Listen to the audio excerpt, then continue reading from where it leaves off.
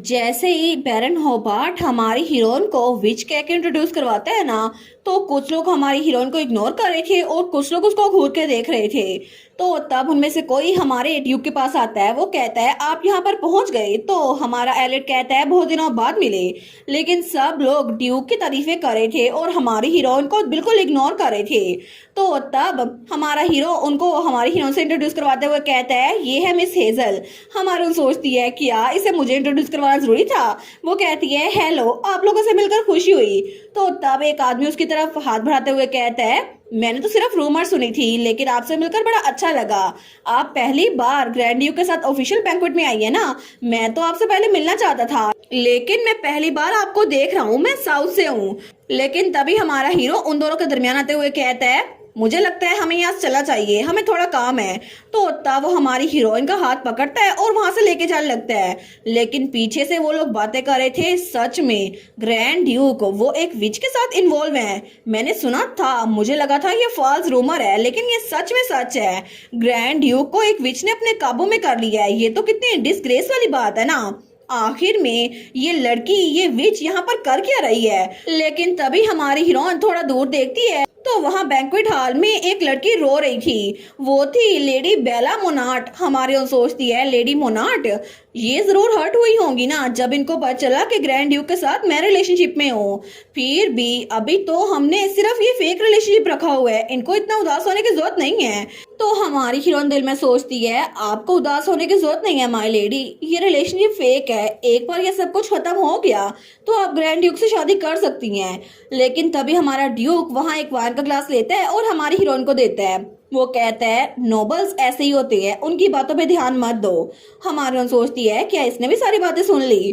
तो हमारा एलिट कहता है थोड़ा टाइम लगेगा, लेकिन इवेंचुअली हर किसी को पता चल जाएगा कि तुम कितनी इम्पोर्टेंट हो। तो हमारा कहती है नहीं नहीं, ऐसा नहीं है ना, मैं इस रिएक्शन को एक्सपेक्ट नहीं कर रही थी और वैसे भी मेरे पास खोने के लिए कुछ भी नहीं है। तो हमारा हीरो कहता है मुझे बस बुरा लग रहा है क्योंकि तुम रूमर्स वाली विच से बिल्कुल अलग हो। तो तभी वहां पर एक आदमी भरा था। वो सोचता है मुझे इसके कपड़ों पे वाइन गिरानी होगी। वो आगे बढ़ता है हमारी हीरोइन के कपड़ों पे वाइन गिराने के लिए, लेकिन तभी वो ग्लास नीचे गिर गया था। और हमारी हीरोइन सोचती है देखा, ये देखो मेरी ड्रेस पे वायर गिराने के लिए आया है। और वैसे भी मैंने ये एक्सपेक्ट किया था, मैंने वैसे भी रोमांस नॉवेल्स बहुत ज्यादा पढ़ रखे हैं। तो तब उसने अपने बॉडी पे क्लीननेस पोशन यूज किया हुआ था ताकि अगर कोई वाइन गिराए तो उसके कपड़े गंदे ना हो। लेकिन वो दिल में सोचती है ये कितने चाइल्डिश है ना, क्या ये छोटे बच्चे हैं। तो तब वो लोग कहते हैं कि सच में एक विच है, इसकी ड्रेस बिल्कुल भी गीली नहीं हुई। आखिर इसने कौन सी ट्रिक यूज की थी, क्या एक विच का यहाँ आना ये सेफ है भी या नहीं। तो तभी हमारा हीरो कहता है हेजल, वो उसके करीब होता है। वो कहता है मुझे माफ कर देना, मैं तुम्हें प्रोटेक्ट नहीं कर पाया, तुम्हें तो चोट लगने ही वाली थी। तो तब वो उसको बड़े प्यार से देख रहा था, बड़ी मासूम नजरों से। तो हमारी हीरोइन साइड पे देखती है तो सब के खुले मुंह देखकर वो समझ गई थी कि आखिर ये है क्या। वो सोचती है एक पैशनेट रोमांस एक्ट मुझे भी करना होगा। वो कहती है it's all right grand Duke, मुझे बिल्कुल भी चोट नहीं लगी। तो तब सारे लोग उनको देखकर बातें कर रहे थे। तो ड्यूक कहता है बिल्कुल अभी के लिए बस यही मैटर करता है। लेकिन तभी लेडी मोनार्ड उनको देखती है और वो रोते हुए बाहर निकल रही थी। तो उसके साथ दो लड़कियां और भी निकलती हैं। वो कहती हैं लेडी बेला। तो तब वो रो रही थी। उसे याद आता है जब उसके फादर ने कहा था अभी के लिए हम ड्यूक एलिट के साथ अपनी अलायंस को रोक रहे हैं। तो वो कहती है क्या इसका मतलब है। उसका फादर कहता है बिल्कुल, तुम्हारी शादी वो भी अभी नहीं होगी ड्यूक के साथ। वो कहती है क्या मतलब, क्या ऐसा कुछ नहीं होगा। तो उसके फादर ने साफ साफ बता दिया था कि ड्यूक एलियट उन्होंने इस बात से मना कर दी है। लेकिन वो दिल में सोचती है क्या उन्होंने मेरे मैरिज प्रपोजल को इसलिए रिजेक्ट कर दिया क्योंकि उन्हें वो विच इतनी पसंद है। लेकिन मुझे लगा था कि उन्हें इंपीरियल फैमिली के चेक से बचने के लिए स्मोक स्क्रीन की जरूरत है, वो उस लड़की को पसंद नहीं करते। तो तभी वो लड़कियां उसके पास आती हैं। वो कहती हैं लेडी बेला आपको इतनी चाइल्डिश गेम पे रोने की जरूरत नहीं है। तो दूसरी कहती है बिल्कुल ड्यूक को जरूर कर्स या ब्रेन वॉश किया होगा। तो तभी वो एक दूसरे की तरफ देखती हैं। वो कहती है मुझे लगता है मुझे होबार्ट फैमिली के नेक्स्ट ईयर बाल को अटेंड नहीं करना पड़ेगा क्योंकि उन्होंने कॉमनर को इनवाइट किया था। और वैसे भी मैं उस फेस्टिवल को एंजॉय करूंगी जहाँ पे फार्मर्स ड्रिंक करते हैं, जहाँ पे विच ना हो। तो दूसरी कहती है बिल्कुल वो विच कितने शेमलेस है ना, सच में उसने नोबल की पार्टी में आने की हिम्मत की। सच में आखिर वो ऐसा कैसे कर सकती है। तो वो दोनों उसको भड़काई जा रही थी कि वो खूबसूरत जरूर होगी लेकिन फिर भी आखिर में एक विच ही है ना। लेकिन लेडी मोनार्ड कुछ बोलती नहीं है। तो वो लड़कियां कहती है अगर उसने एक्सपेंसिव ज्वेलरी पहन ली है और वो ड्रेस पे अच्छा भी लग रहा है फिर भी क्या वो एक विच ही है। और दूसरी कहती है पता नहीं उसने ग्रैंड ड्यूक को कैसे फंसाया होगा, जरूर उसने ग्रैंड ड्यूक को सिड्यूस किया होगा, है ना, जो कि बिल्कुल एक स्टोन की तरह है। जरूर उसने ग्रैंड ड्यूक को कोई पोशन पिलाया होगा या फिर इनमें से कुछ होगा। तो पीछे से हमारा हीरो आते हुए कहता है दोनों की दोनों बातें गलत हैं। तो वो लोग कहती हैं क्या। तो हमारा हीरो उनके पास आ कहता है मैं तो हेजल के खूबसूरत दिल की वजह से चार्म्ड हो गया था। तो लेडी बेला कहती है ग्रैंड ड्यूक आप यहाँ पर। तो तब हमारा हीरो उनके सामने खड़ा हो गया था। तो वो हमारी हीरोइन को डिफेंड करते हुए कहता है अब हेजल यहाँ पर नहीं है तो उसकी जगह मैं बात करूंगा। हेजल ना सिर्फ खूबसूरत है बल्कि उसने ड्रेसअप भी किया हुआ है और वो तो नेचुरली बहुत ज्यादा खूबसूरत है। इसी वजह से अगर तुम लोग मेरी लवर को बैड माउथ कर रहे हो ना तो मुझे लगता है तुम लोग भी बहुत ज्यादा रूड हो। इस बात से ये बात खत्म हो गई और मुझे उम्मीद है तुम लोग अपनी इवनिंग अच्छे से गुजारोगी। तो उसके जाने के बाद वो लड़कियां एक दूसरे की तरफ देखती हैं तो तभी उनको फिर से रोने की आवाज आती है। तो लेडी मोनार्ड वो फिर से रोने लग गई थी। वो लड़कियां कहती हैं माय लेडी प्लीज रोइए मत, उन्होंने ये कहा हम लोग इवन हो चुके हैं फिर भी कोई बड़ा मसला नहीं है। तो लेडी मोनार्ड कहती है आखिर तुम लोगों ने ये बातें क्यों कही, अब तुम लोगों की वजह से उनको लगेगा कि मैं भी सब कुछ कह रही थी। तो वो लड़कियां कहती हैं हम तो इनके लिए कह रही थी ना। लेकिन तब वो लड़की कहती है हमें माफ कर दे हमने गलत किया। तो वो कहती है सच में कितना अनफेयर है, मैं बहुत ज्यादा अपसेट हूँ। तो तब हमारा हीरो वहां से जाते हुए अपने कान साफ कर रहा था। वो सोचता है सच में इस बात पे भी अपसेट होने की जरूरत है। सब लोगों को पता है कि वो लड़की कितनी चालाक है, शायद वो अपनी चालाकी को एक ग्रैंड डचेस बनने के लिए विच्चू के तौर पे यूज कर रही है। फिर भी वो कितनी नाजुक थी, वो तो कभी भी मेरी वाइफ बन के रह नहीं सकती। लेकिन चाहे वो चालाक हो या फिर ना हो मुझे क्या फर्क पड़ता है, वैसे भी मुझे लगता है मुझे उससे दूर रहना चाहिए, मुझे तो हेजल पसंद है। तो तब वो दोबारा से पार्टी में आता है तो तब वहाँ हेजल अकेली बैठी हुई थी। लेकिन वो सोचता है मुझे लगा ही था कि ये सारे नोबल्स हेजल को रिजेक्ट कर देंगे, इसी वजह से मैंने खुद हेजल को यहाँ भेजा ताकि वो खुद से दोस्ती कर ले। लेकिन आखिर में इवेंचुअली वो उसको एक्सेप्ट कर ही लेंगे, मुझे ऐसा लगा था। फिर भी हेजल इकलौती इंसान है इस पूरी दुनिया में जो ग्रैंड डचेस बनने के काबिल है। तो तभी उसे याद आता है जब वो लोग जंगल में थे ना तो हमारी हीरोइन को उसने कहा था क्या तुम मेरे सीक्रेट को रख सकती हो। तो हमारी हेजल ने कहा था बिल्कुल मैं किसी को नहीं बताऊंगी, आपका सीक्रेट मेरे साथ सेफ है। तो तब वो प्रेजेंट में सोचता है हेजल के लिए मेरी फीलिंग्स वो सिर्फ कोई रोमांटिक अट्रैक्शन नहीं है, वो उससे बहुत ज्यादा है, क्योंकि उसने कहा था चाहे कुछ भी हो जाए मैं हमेशा आपकी साइड पे रहूंगी योर ग्रेस। और हम दोनों बहुत ज्यादा अच्छा बॉन्ड शेयर करते हैं और इसी वजह से मैं हेजल को खोना नहीं चाहता। तो तब वो हमारे हीरोइन के पास आते हुए कहता है हेजल, वो कहती है योर ग्रेस। तो हमारा हीरो कहता है मुझे माफ कर देना, इतना सब कुछ होने के बावजूद भी मैं तुम्हें अकेला छोड़ के चला गया। वो दिल में सोचता है कितनी क्यूट लग रही है ना। तो हमारी हीरोइन कहती है नहीं नहीं कोई बात नहीं, फॉर्चुनेटली जब मैं अकेली थी ना कोई भी मेरे पास नहीं आया। वो कहता है ठीक है चलो हम लोग अपने विला में वापस चलते हैं, तुम थक गई होगी।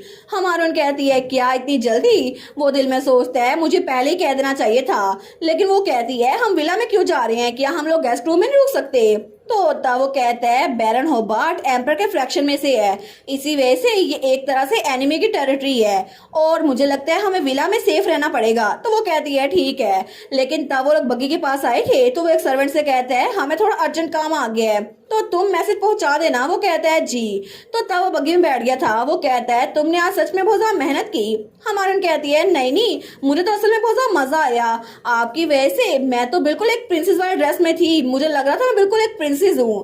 तो तब हमारी हीरोइन उसको देखती है तो तब वो कुछ नहीं बोलता, उसको घूरी जा था। वो कहती है क्या हुआ। हमारा हीरो कहता है मैं विश कर रहा था कि तुम कभी कभार तो कंप्लेन किया करो। हमारी हीरोइन कहती है आखिर कंप्लेन करने के लिए बच्चा ही किया है। वो कहता है बस मुझे ऐसा ही लग रहा था। लेकिन तब वो कहती है आप तो मेरा इतना ख्याल रखते हैं पूरा दिन योर ग्रेस, इसी वजह से कंप्लेन करने के लिए कुछ भी नहीं बचा। तो हमारा हीरो सोचता है क्या क्या इसको अच्छा लगा। लेकिन तब वो कहती है इसी वजह से किसी को भी हम पे शक नहीं हुआ कि हम लोग फेक लवर्स हैं। तो ये बात उसके सर पे पत्थर की तरह लगती है। वो कहती है फाइनली हमने अपना गोल अचीव कर लिया। हमारा हीरो कहता है तुम तो ऐसे बात करी हो जैसे हम लोग एक्टिंग कर रहे हैं। वो कहती है क्या मतलब। वो कहता है नहीं नहीं कुछ नहीं, जब तक तुम्हें मजा आया ना फिर ये काफी है। और रात के वक्त वो लोग अपने विला में पहुंच चुके थे। तो तब हमारी हेजल अपने कमरे में जा रही थी। वो कहता है ठीक है, आराम से रेस्ट करना, ठीक है, और अगर किसी चीज की जरूरत हो तो मेड से कह देना। वो कहती है जी बिल्कुल, आप भी रेस्ट कर लें योर ग्रेस। और तब वो मुड़ते हुए कहती है स्वीट ड्रीम्स। और तब उसने दरवाजा बंद कर लिया था। तो हमारा हीरो उसको देखता है, वो सोचता है सच में हेजल। और तब रात के वक्त वो अपने बेड पे सोने के लिए लेटा हुआ था और उसे फिर से हमारी हीरोइन की याद आती है जब उसने कहा था स्वीट ड्रीम्स। वो दिल में सोचता है ऐसा लगता है कि हेजल वो भी मुझे पसंद करती है या फिर ये सिर्फ मेरी एक डिल्यूजन है। लेकिन अगर चीजें अच्छी चल रही है ना तो फिर ठीक है, लेकिन कम से कम मुझे ये फेक रिलेशनशिप वाला पंगा नहीं डालना चाहिए था। फिर भी मैंने इसे एग्री किया था तो मैं कुछ नहीं कहूंगा, एटलीस्ट वो मुझसे नफरत तो नहीं करती ना। लेकिन थोड़ी देर बाद ही उसे कुछ आवाज आती है तो उसकी आंख खुल जाती है। वो उठते हुए अपनी तलवार पकड़ता है। वो सोचता है ये आवाज कैसी है, और वहां पे खिड़की भी टूटी हुई थी। तो तभी वो मशकूक होकर आगे बढ़ा था। लेकिन तभी वो किचन के पास पहुंचता है। तो तब जब वो सामने देखता है वो कहता है क्या तुम यहाँ पर क्या कर रही हो। और वहां पे हमारी हेजल थी जो कि खाने के लिए कुछ ढूंढ रही थी और उसके हाथ से कुछ गिरा था। तो हेजल कहती है योर ग्रेस कि आपको भी भूख लगी है। वो कहता है क्या। वो कहता है नहीं नहीं, मुझे किसी की आवाज आई और मैं तो बस चेक करने के लिए आया था। हमारून कहती है आई एम सॉरी, मैं कपबोर्ड तक पहुंच नहीं पा रही थी, इसी वजह से ये गिर गया। बाय द वे मैंने यहाँ आते हुए एक ब्रोकन विंडो देखी थी। तो हमारा हीरो कहता है मैं उसको रिपेयर करवा दूंगा। लेकिन तब वो जार खोलने लगती है और उसे जार नहीं खुल रहा था। तो तब वो बड़ी कोशिश करती है। वो कहती है क्या मुझे पिज्जा नहीं बनाना चाहिए, ये जार ओपन क्यों नहीं हो रहा। तो ड्यूक एलियट कहता है इसे मुझे दो, और तब वो एक ही बार में जार खोल देता है। हमारा हीरो कहता है देखा ये बड़ा इजी था। वो कहती है इसको पहले ही मैंने लूज कर दिया था, इसी वजह से इतना हार्ड नहीं था योर ग्रेस। तो ड्यूक एलियट कहता है आखिर तुम बना क्या रही हो। वो कहती है मैं ब्रेड पिज्जा बना रही हूँ। तो एलियट कहता है इसे बनाते कैसे हैं। वो कहती है पहले ब्रेड को सेंटर से थोड़ा प्रेस डाउन करते हैं, फिर टोमेटो सॉस उस पर लगाते हैं, और उसके बाद स्टीर फ्राइड ऑनियन और सॉसेज में ऐड करते हैं, और आखिर में चीज लगाते हैं और इसको थोड़ा सा पकाते हैं जब तक ये मेल्ट ना हो जाए। वो कहता है ये तो इम्प्रेसिव लग रहा है। हमारून कहती है ना, ऑल डन, अब बस खाने की जरूरत पड़ी है। लेकिन पीछे से ड्यूक गायब हो गया था। वो कहती है ग्रैंड ड्यूक आप कहाँ चले गए। तो ड्यूक उसको बुलाते हुए कहता है इधर आओ, मुझे लगता है एक फाइन डिश वो वाइन के बगैर अच्छी नहीं लगती, तो हम इसको एंजॉय ना करें। और तभी उसने वाइन खोल ली थी। तो तब हमारी उन कहती है योर ग्रेस प्लीज मेरे साथ ऑनेस्ट रहिएगा। वो कहता है किस बारे में। हमारी हेजल कहती है आपने पहले डेट किया है ना, आपने डेफिनेटली की है। और तब वो बड़ी क्यूट लग रही थी। तो वो कहता है नहीं बिल्कुल भी नहीं। हमारी उन कहती है झूठ, तो इसका मतलब है आप एक प्ले बॉय है। तो तब उसके हाथ से वाइन लेते हुए कहता है ये तो अनफेयर है, क्योंकि तुम्हें लगता है मैं प्ले बॉय हूँ, क्योंकि मैं लवर के तौर पर बहुत ज्यादा परफेक्ट हूँ, है ना। वो कहती है परफेक्ट, आप तो हर एक चीज में बड़े परफेक्ट है। तो हमारा एलिड उसको बड़े प्यार से देखते हैं। वो कहता है क्या तुम्हें ये बात पता है। हमारून कहती है क्या बात। वो कहता है जब भी मैं कुछ करता हूँ ना तो सब लोग को लगता है कि मेरे पास 10 सालों का एक्सपीरियंस है। जब पहली बार मैंने हॉर्स बैक राइडिंग सीखी थी ना तब भी, और जब मैंने पहली बार स्वॉर्डमैनशिप सीखी थी तब भी, सबको लगता था मैं इतना स्किल्ड हूँ कि मैंने ये पहले सीखा हुआ है। और होली पावर के साथ भी यही। जब प्लाडिन जो कि मेरी एजुकेशन का इंचार्ज था ना, उसने मुझे देखा तो उसने कहा क्या मैंने अपनी मदर से ट्रेनिंग ली हुई है। लेकिन मेरी मदर तो हमेशा मुझे डांटा करती थी कि मुझे अपनी पावर नहीं यूज करनी चाहिए। और अभी भी डेटिंग के बारे में भी तुम्हें ऐसा लगता है। वो कहती है अगर आप ऐसा कह रहे हैं तो फिर ठीक है, लेकिन आप इसमें बड़े स्किल्ड हैं। तो हमारा हीरो कहता है फिर मैं अगली बार अनस्किल्ड होने की कोशिश करूंगा। वो कहती है मैं तो बस क्यूरियस हूँ कि आप कैसे लगेंगे अनस्किल्ड होते हुए। तभी उसके कान में कहती है बाय द वे आपकी होली पावर के बारे में। वो कहता है क्या मतलब। हमारी हीरोइन कहती है क्या आपने पिछली बार जंगल में उस ट्रोल पे इसी वजह से यूज की थी क्योंकि मैं वहां पर थी। अगर आपने अपनी होली पावर यूज कर ली होती तो आपको वो मॉन्स्टर का पॉइजन वो झेलना ना पड़ता, लेकिन इसी वजह से आप उस पॉइजन स्टिंग से बच गए थे। वो कहता है बिल्कुल, होली पावर वो पॉइजन से इम्यूनिटी देती है। हमारी कहती है फिर तो ये बड़ी जबरदस्त पावर है ना, और मुझे अच्छा लगा कि आप जैसे किसी इंसान के हाथ में है। तो वो सोचता है जब उसकी मॉम ने कहा था एलियट ये बात बिल्कुल ना भूलना, ग्रैंड डचीज वो सिर्फ तुम्हारी वाइफ नहीं होगी, वो एक ड्यूक के कॉमरेड होगी। उसको बहुत ज्यादा वाइज होना होगा और उसको बहुत ज्यादा एम्पथाइज होना होगा ताकि टेरिटरी के लोगों की हेल्प कर सके। इसके अलावा उसे सीक्रेट रखने आने चाहिए। तो हमारून कहती है आपकी इंस्टिंक्ट तो बड़ी शार्प है, लेकिन तब वो दिल में सोचता है हेजल तो डचेस बनने के बिल्कुल काबिल है। तो तब वो कहता है ओरिजिनली मैं तो एक प्लाटिन बनना चाहता होली पावर के साथ, लेकिन मुझे अपना ख्वाब एम्पर की स्कीम्स की वजह से 2 बार छोड़ना पड़ा, और इसी वजह से एक वक्त था जब मुझे प्लाटिन से बहुत ज्यादा जेलसी होती थी। हमारून कहती है मैं आपकी हेल्प करूंगी, आपको उनसे जेलस होने की कोई जरूरत नहीं है, एक बार ये सब कुछ खत्म हो जाए तो मैं आपकी हेल्प करूंगी। वो कहता है नहीं, अब मैं एक प्लाटिन नहीं बना चाहता, क्योंकि प्लाटिन्स को अपनी पूरी लाइफ बैचलर रहना पड़ता है, इसी वजह से मैं नहीं चाहता कि मैं तुम्हें छोड़ूं। तो हमारियन उसकी तरफ देखती है। तो तब हमारियन कहती है लेटली जब भी मैं आपके साथ हूं ना योर ग्रेस, मुझे एक बात कंफर्म हो गई है कि आपकी वाइफ बहुत ज्यादा खुश रहेगी। वो कहता है बिल्कुल, क्योंकि पता नहीं वो लड़की कौन होगी। वो कहती है अच्छा, लेकिन मेरा ख्वाब तो सुने। वो सोचता है क्या ये मेरी बात को जानबूझ के इग्नोर कर रही है।